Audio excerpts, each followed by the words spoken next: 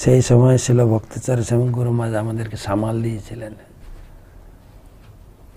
তিনি বুঝাচ্ছিলেন যে দেখো,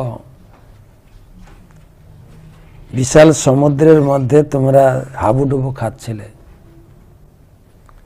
ইস্কন রূপে নৌকাতে তোমরা উঠে গেছ। নিজেদের মধ্যে ঝগড়া হতে পারে, কিন্তু তা বলে পুনরায় তুমি সমুদ্রে ঝাঁপ দেবে, এটা হতে পারে না। তো তাই উচিত হবে মিলেমিশে থাকো। তো অনেক অনেক নির্দেশনা তিনি দিয়ে গেছেন। প্রশ্ন করেছেন নিশিকান্ত বেরা পশ্চিম মেদিনীপুর থেকে যে ভগবান কথাটির অর্থ কি?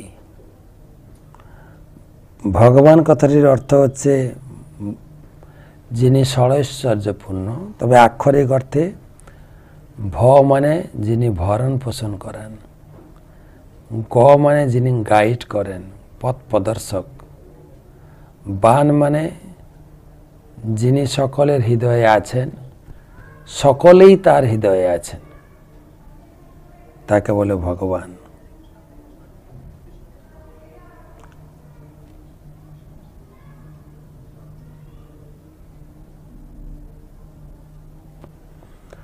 তারপরে প্রশ্ন করেছেন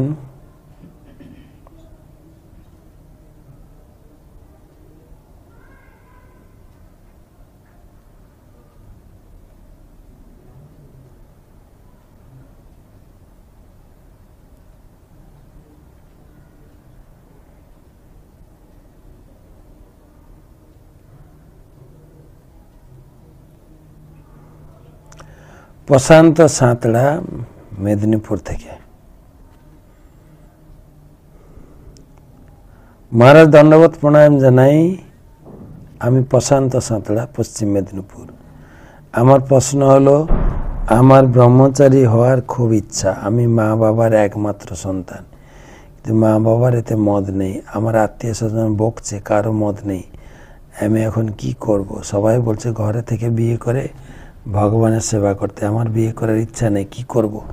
আর একটা প্রশ্ন, কামের দুর্গন্ধ প্রভাব থেকে চিরমুক্তি পেতে চাই।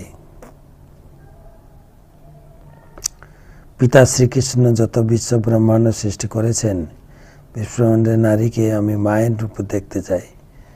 এইরকম মনোবৃত্তি করার কবে হবে? ভগবানের কাছে কোনোদিন কিছু চাই না, শুধু একটা জিনিস চেয়েছি, আমি নারীকে মায়ের রূপে দেখতে চাই। সেই নারীকে আমি দেখবো, আমার জন্য বাৎসল্য ভাব আর মাতৃস্নেহ জাগে। কিন্তু সব বিপরীত, এর থেকে রেহাই পেতে চাই। অভ্যাস করতে হবে। ভালো চিন্তা তোমার, কিন্তু অভ্যাস করতে হবে। নিজের স্ত্রীকে বাদ দিয়ে সারা জগতের নারীকে মাতা রূপে সম্মান দেওয়া, এটা অবশ্যই ভালো। আর তোমার ব্রহ্মচারীর ব্যাপারে পরিস্থিতি বিচার করতে হবে এবং তোমাকেও মনোবল দৃঢ় করতে হবে। যদি ব্রহ্মচারী হতে চাও, দৃঢ়তা। আর যদি মনে করো মা বাবার কথাও শুনবো, আত্মীয় স্বজন, তাহলে ওনারা যেটা চাইছেন, ভক্তিমতী কোনো মহিলাকে বিবাহ করে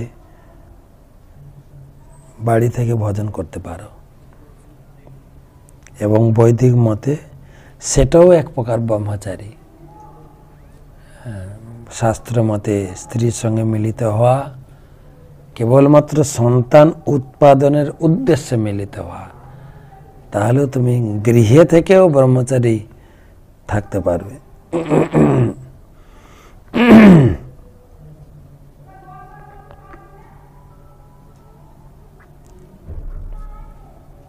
আরেকটা প্রশ্ন,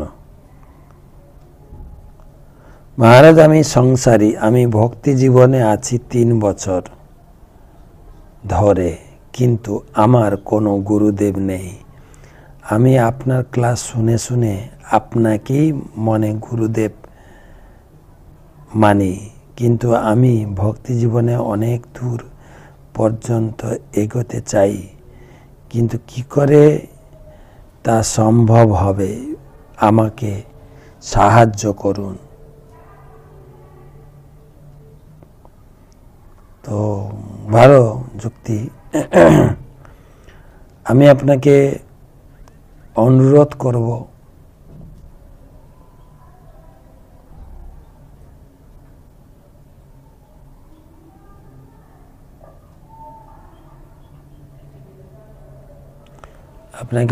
করব আপনি দীক্ষা নেওয়ার জন্য প্রস্তুতি নিন, আমাদের সঙ্গে যোগাযোগ রাখবেন এবং আমরা আপনাকে তৈরি করে তুলব দীক্ষা নেওয়ার জন্য কি কি প্রয়োজন,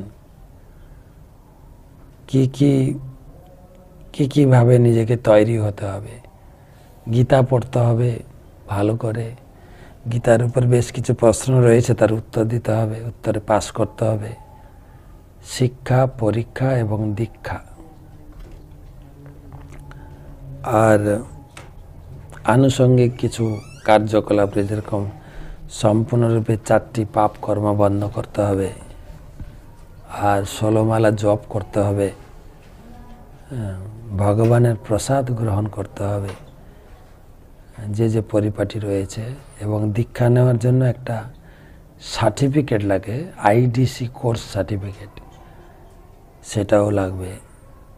তা আপনি আমাদের সঙ্গে যোগাযোগ রাখবেন, আমরা দীক্ষা নেওয়ার জন্য আপনাকে তৈরি করে তুলতে পারবো। তো আজকে এই পর্যন্ত রাখি।